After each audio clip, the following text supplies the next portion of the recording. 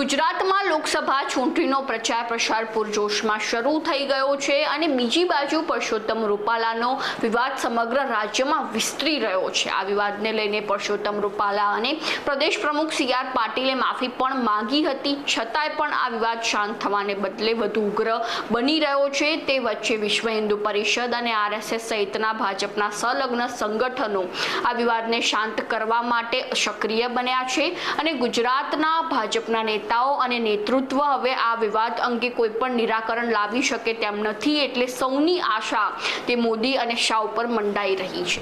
નમસ્કાર, ગુજરાત જો ટીવીની સાથે હું છું મેક્ષુ ઠક્કર।